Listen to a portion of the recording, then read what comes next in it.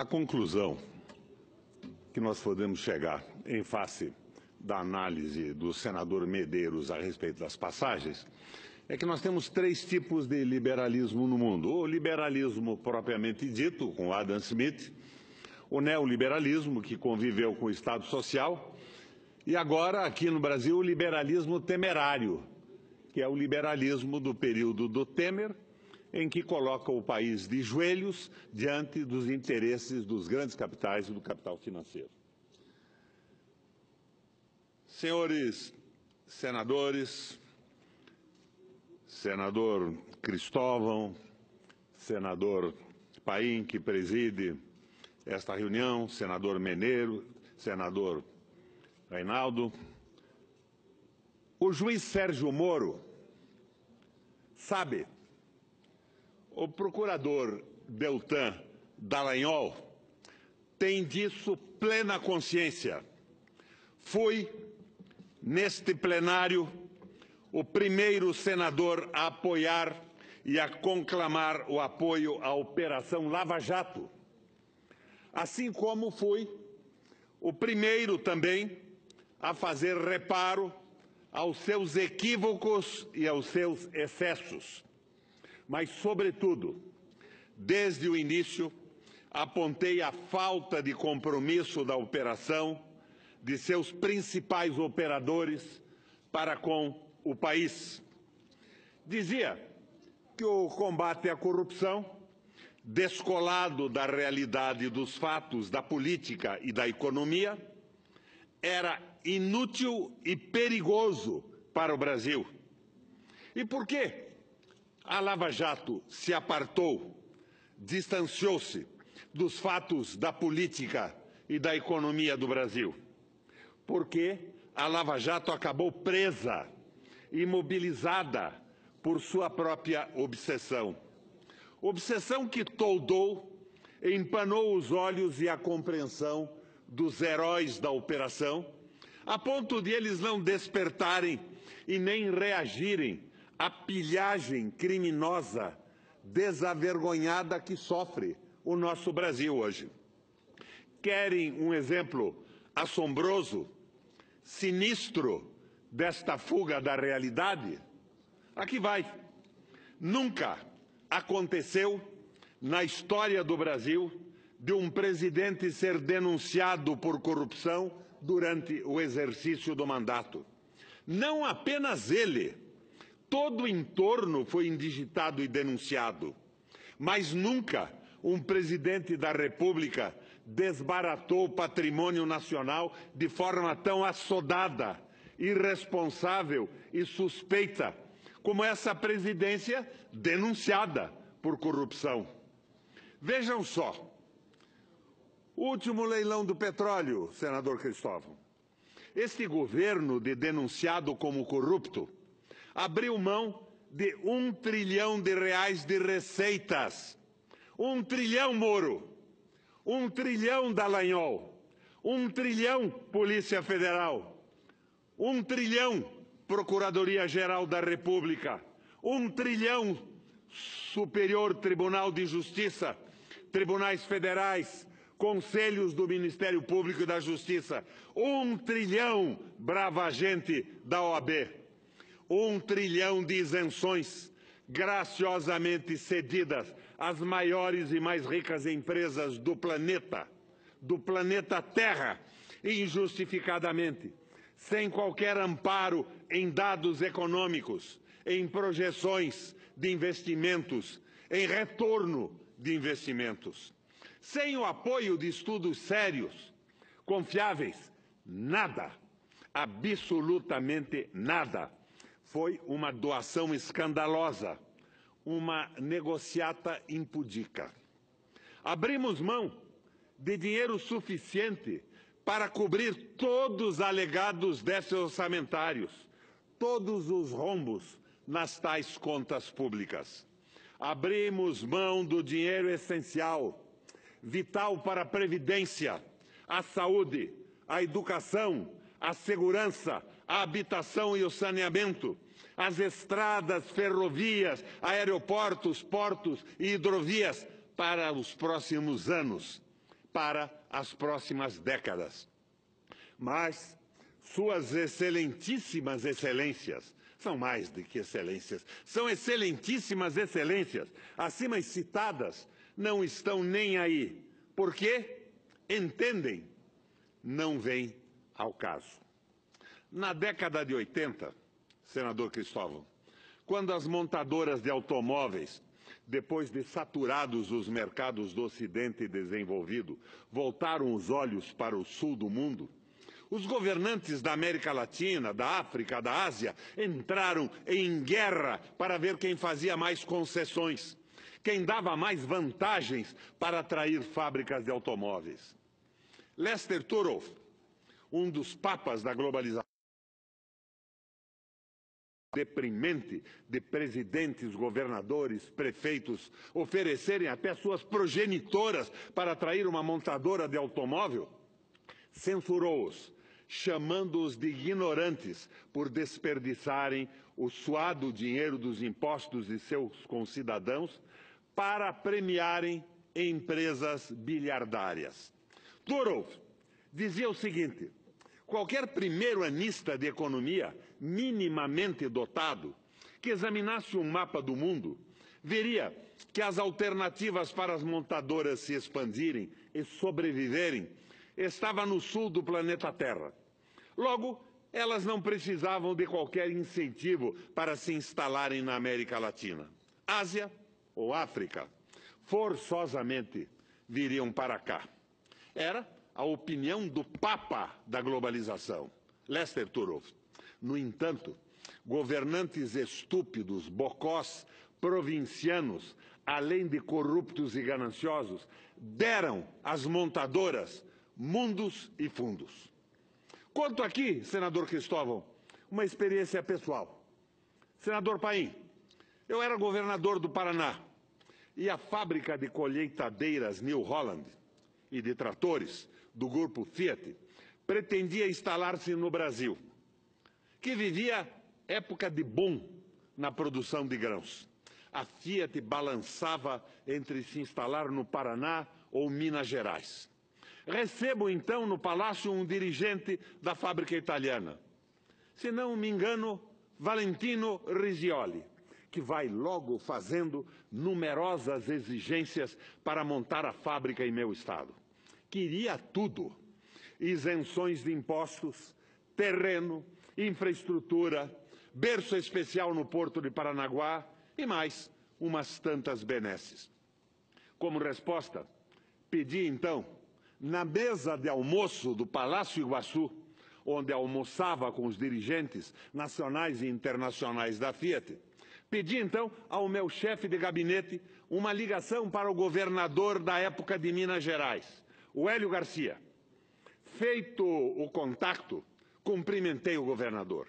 Parabéns, Hélio, você acaba de ganhar a fábrica da New Holland.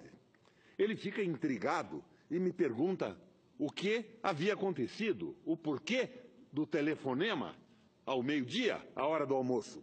Explico então a ele que o Paraná não aceitava nenhuma das exigências da Fiat para atrair a fábrica. E já que os dirigentes me diziam que Minas aceitava, a fábrica iria para lá e cumprimento o governador Hélio Garcia. O diretor da Fiat ficou pasmo e se retirou.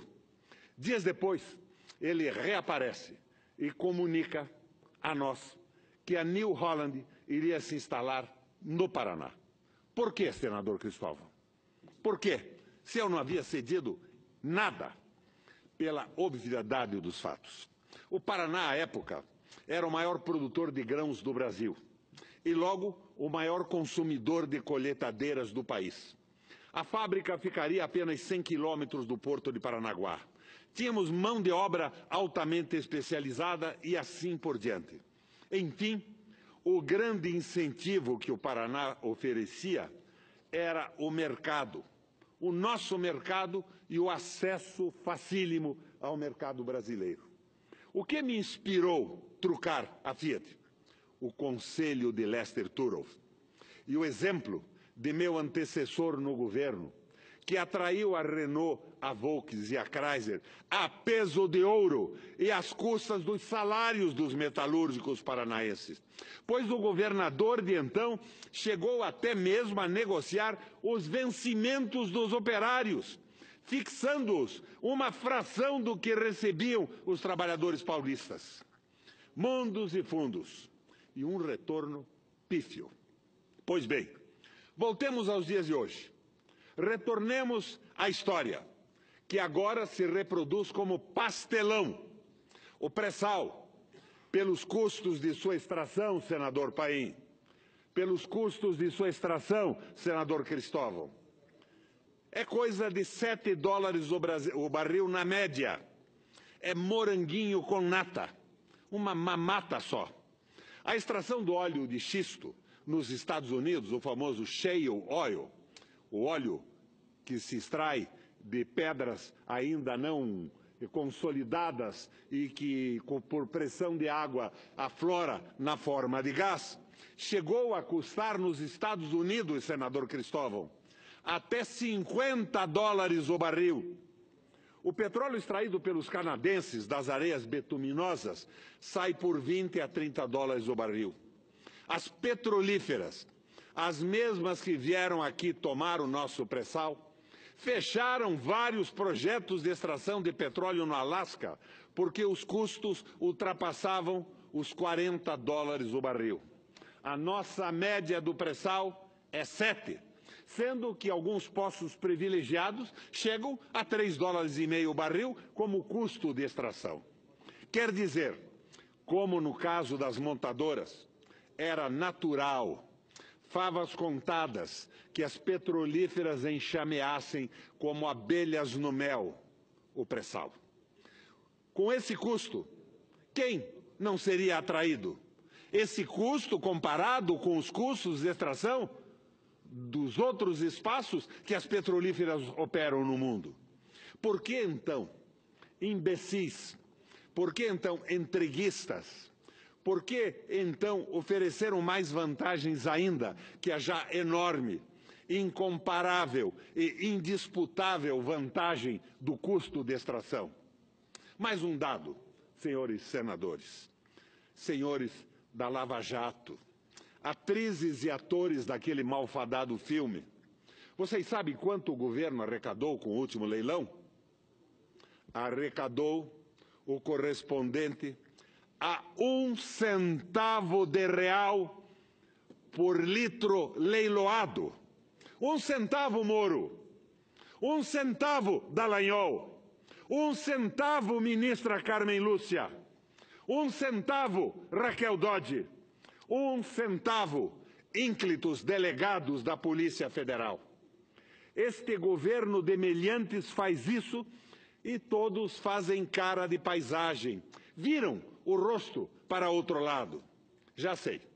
Uma das razões para esta omissão indecente certamente foi e haverá de ser a opinião da mídia, senador Cristóvão. Com toda a mídia comercial monopolizada por 6 famílias, todas a favor desse leilão rapinante, como os senhores e as senhoras, as excelências, iriam falar qualquer coisa? Não é isso, senador Paim? Não pegava bem contrariar a imprensa amiga. Não é isso, lavajatinos do Brasil. Renovo a pergunta.